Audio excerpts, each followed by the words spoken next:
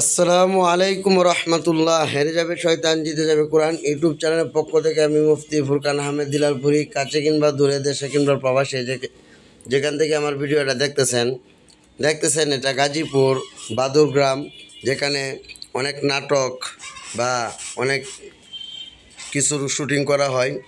দেখেন, আসলে মাঝে মাঝে বিভিন্ন জায়গায় যাই, বিভিন্ন কিছু দেখি, কিন্তু শুটিং বলেন, নাটক বলেন, এটা ইসলামে জায়েজ নাই।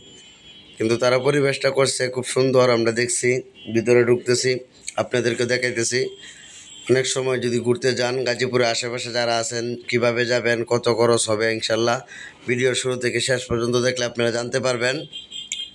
ওই জায়গায় গেলে, গরমের সময় গেছিলাম আমরা কয়েকদিন আগে, তো ওই জায়গায় যাওয়ার পর ভালো লাগলো, বাতাস পারলো, গ্রামের পরিবেশ, পুরা গ্রামের অস্থির। পাশেই আপনার ক্ষেত আছে, ক্ষেতের জমিন আছে, জমিনের মধ্যে ধান চাষ করা হয়। এ জায়গায় গিয়ে আমরা বসছি। এ জায়গায় ভাই ছোটো বাচ্চাদের জন্য বিনোদনের জন্য অনেক কিছু রয়েছে। এ জায়গায় ঘর আছে, আশেপাশে এই গ্রামটা পুরাটাই একটা শুটিং স্পট এটাকে বলে। আশেপাশে গ্রামের মধ্যে অনেকগুলো বাড়ি, অনেকগুলো ঘর তারা তৈরি করছে শুটিং করার জন্য। যাই হোক, সম্মানিত ভাই, গান বাজনা, টেলিভিশন ইত্যাদি আমরা যারা আসক্ত হই, দেখেন, গান বাজনা, টেলিভিশন এসব থেকে বিরত থাকবেন, হারাম কাজ থেকে বিরত থাকবেন।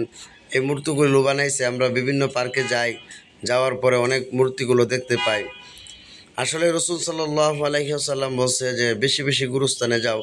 আসলে গুরুস্থানে গেলে, আপনার কেউ কোনো বাড়ি মারা গেছে লোক, তাদের বাড়িতে গেলে আপনাদের এই দিলের ভিতরে অনেক আখেরাতের ভয় ঢুকে। কিন্তু বিয়া বাড়িতে গেলে বা পার্কে গেলে, বিভিন্ন আপনার পিকনিক, ওই জায়গায় গেলে আপনাদের দুনিয়ার চিন্তা বেশি আসে, আখেরাতের চিন্তা বেশি হয় না, অনেকটা গুনাহ হয়ে যায়।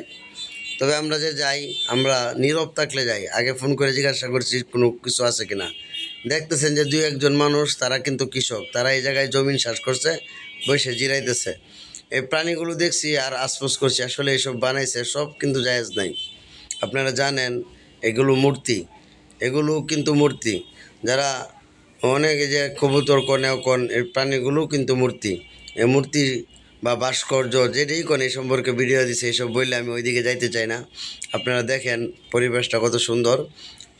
যাই হোক, মরা বাড়িতে অনেকে আবার লড়াই, জিন জাদু সমস্যা থাকলে মরা বাড়িতে যাইতে চান না, এই সেই, বা অনেকের মরা বাড়িতে গেলে অনেক সমস্যা হয়।